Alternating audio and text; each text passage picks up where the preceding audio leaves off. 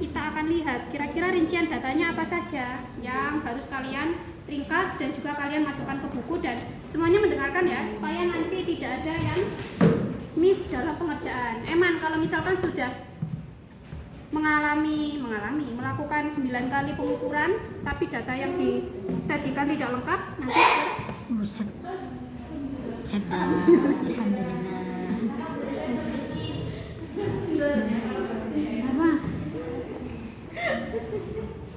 Oke, yang pertama ya, nanti saya kirim ulang terkait link Canva paling baru gitu. Jadi sebenarnya PPT-nya sama, hanya saja ditambahkan terkait data dan juga rumus yang akan kalian pakai. Yang pertama, panjang awal ekor ikan itu kan kalian sudah tinggal kopas dari logbook. Kemudian ada tabel ringkasan pertumbuhan panjang ekor, itu tinggal diringkas juga dari logbook. Ya, nanti saya tayangkan atau saya contohkan contoh tabel ringkasan yang paling simple gitu. Tapi kalau kalian mau berbeda bentuk, pokoknya bisa dibaca dan jelas, itu dipersilakan seperti itu. Kemudian yang kedua yang pakai rumus di sini ada laju pertumbuhan ekor ikan. Ya, nanti kita cek bersama-sama rumusnya seperti apa. Kemudian keterangan mengenai keadaan ikan saat dipotong dan juga perilaku setelah dipotong tinggal meringkas dari log. Itu ya. Jadi sudah dicicil kan dari kemarin-kemarin gitu kan, setelah melakukan pengukuran pasti kalian tulis gitu ya, itu adaptasi mereka seperti apa, kemudian perilakunya kayak gimana, jadi tinggal diringkas. Jadi total nanti ada 5 data ikan ya dari 10, dan ini bukan 3 macam tapi cuma 2 grafik, tapi belum dibuat. Oke, biar jelas. Jadi yang pertama itu ada tabel ringkasan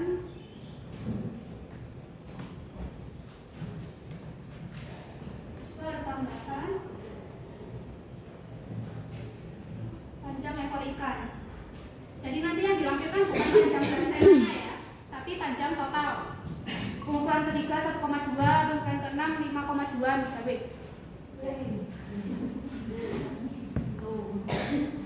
Kemudian nanti data-data itu dilampirkan dan dibuat grafik.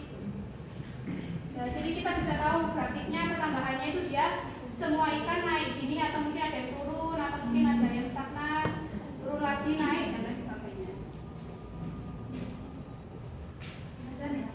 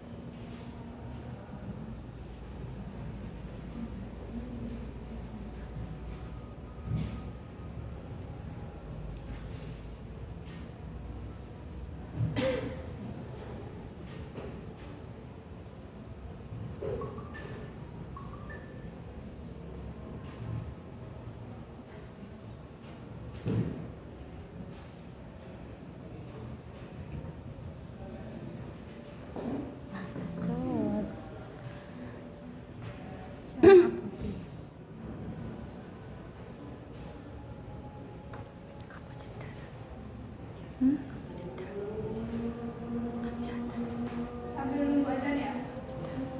Saya lanjutkan ya.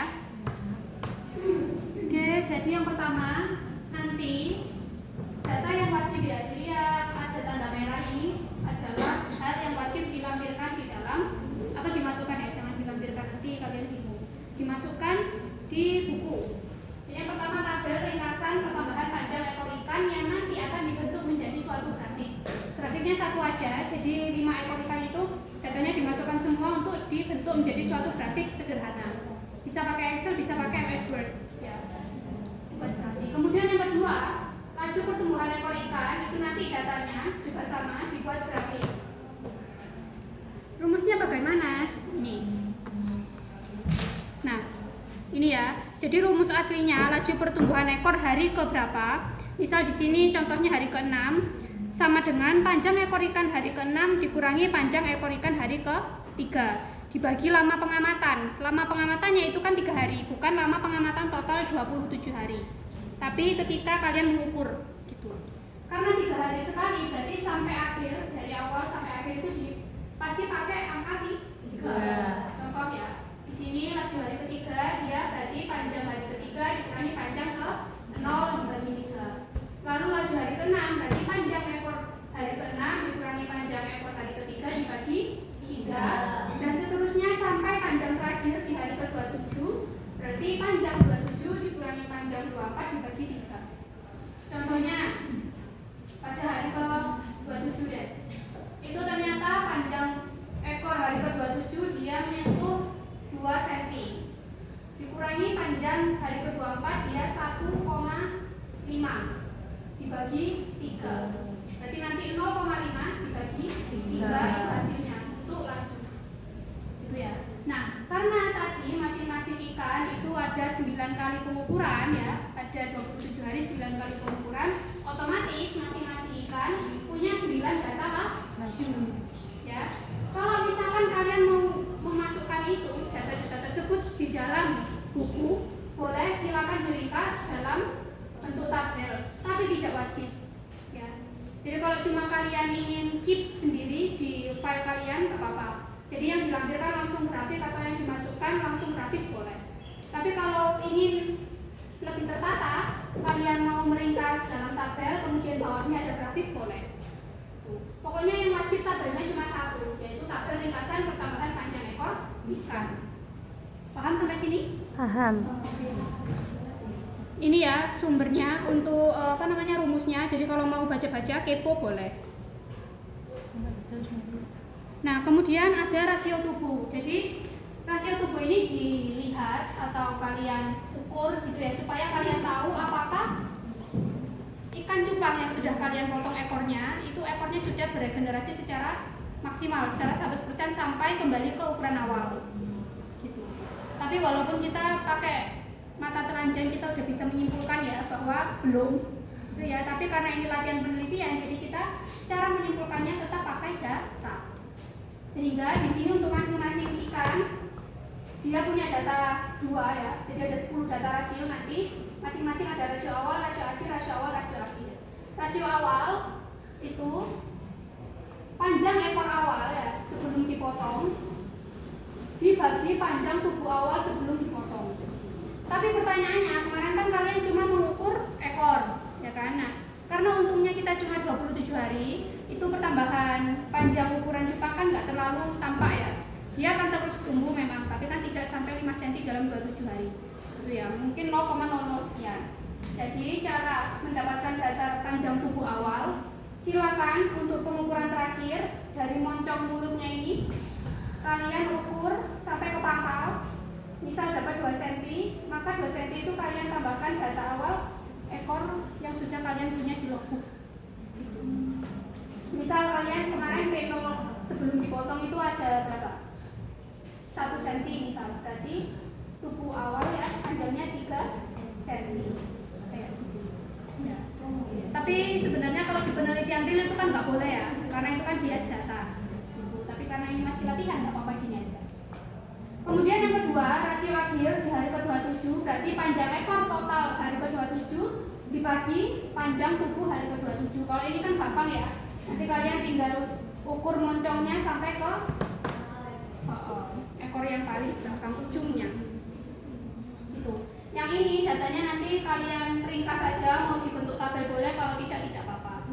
Nanti kriterianya ini, jika rasio hasilnya itu sama dengan 1 berarti ekor kembali ke ukuran. Kalau kurang dari 1 dia berarti lebih pendek, kalau lebih dari 1 berarti dia overgrowth. Aman ya? Selanjutnya, nah ini tadi yang di kelompoknya Dewi, kelompok berapa? 4 tadi kan bingung ekor ikannya kan gini ya, kemudian motongnya gini ya, gini, lalu ternyata blastema itu tidak muncul secara konsisten ya dari 3 titik pengukuran itu. Ternyata yang paling tengah ya di sini ya, yang blastemanya dia paling cepat gitu ya, bagaimana dia paling cepat tumbuh. Nah, ternyata itu ada teorinya. Silakan nanti hasil kalian itu dibandingkan dan dicari tahu dengan literatur ini ya, area bagian mana yang mengalami regenerasi paling cepat. Nah, itu bisa kalian bahas. Ya, itu wajib ada ya ini ya. Nggak usah banyak-banyak, cukup satu paragraf singkat aja. Nah, sehingga ini rincian data dan grafik yang dimasukkan ya sama kayak di papan, tabel ringkasan dan juga grafiknya serta rasio. Kalau logbook kalian tinggal nambah 1 kali pengukuran udah bisa dikumpulkan ya. Itu aja. Oh, contohnya. Nah, ini tabel ringkasan. Ya, ini yang paling ringkas. Jadi nggak perlu kalian pakai 3 titik itu ya, 3 titik kemudian kalian masukkan ke tabel, itu takutnya nanti kalian susah dan lain sebagainya. Jadi kalau langsung mau pakai rata-rata pertumbuhan boleh kayak gini. Kemudian contoh lajunya ini, contoh laju, contoh grafik pertumbuhan ekornya ini dari data ini dibentuk seperti ini boleh. Ini kan hanya contoh ya. Kemudian contoh grafik laju pertumbuhannya bisa dipakai atau dibuat seperti ini. Nah, ini kan kelihatan ya. Hari pertama dia oke, tumbuh 0,5. Ternyata lajunya menurun di hari ke-6, naik lagi, turun lagi, naik lagi, turun lagi. Ya, yang biru ini dia ada sekali stagnan kemudian turun. Yang hijau juga gitu, sekali stagnan kemudian turun. Sehingga fungsi dari grafik di sini adalah untuk merepresentasikan data kalian. Jadi tanpa pembaca itu melihat data asli kalian, mereka itu udah tahu, oh ternyata lajunya itu naik turun. Itu udah langsung bisa menyimpulkan. Itu fungsi dari interpretasi data menggunakan grafik. Ada yang mau ditanyakan? Belum ya? Oke, jadi kalau di kelas-kelas sebelumnya itu ada yang tanya, Kak, kira-kira kalau bagian yang digeser-geser ya, pop-up book gesernya itu mau diganti ke bentuk lain yang pop-up 3 dimensi gitu, ya silakan kalau nggak kesusahan gitu ya. Kalau gitu kan biasanya susah ya, ikan apa yang mau di pop-up kan gitu ya. Tapi mereka ternyata punya kreasinya sendiri, boleh. Kalau nggak mau yang geser boleh, silakan berkreasi. Tapi yang jelas substansi isinya jangan sampai hilang ya, tetap pakai ini. Karena rubrik yang kami susun itu berdasarkan hal ini. Jadi misal ada salah satu yang hilang, kalian embel-embelnya pengen berkreasi, ini kok ada R-nya gini, tapi interpretasi data dan pembahasan dihilangkan. Ya sama aja ya, nanti nilainya tidak maksimal. Jadi ini yang wajib ada susunan isinya. Masalah dia formatnya, desainnya mau kalian kreasikan boleh, silakan, tidak masalah. Halamannya nggak dibatasi? Nggak dibatasi. Tadi masih ada yang bingung apakah gambar-gambar di logbook itu di print semua? Tidak ya, dipilih beberapa sebagai bukti bahwa kalian memang mengukur dan memang melakukan pengukuran di bagian lampiran. Tapi tadi ada satu gambar yang dimasukkan ke hasil atau pembahasan, apa tadi? Gambar beras tema. Oke, itu tadi sudah saya WA.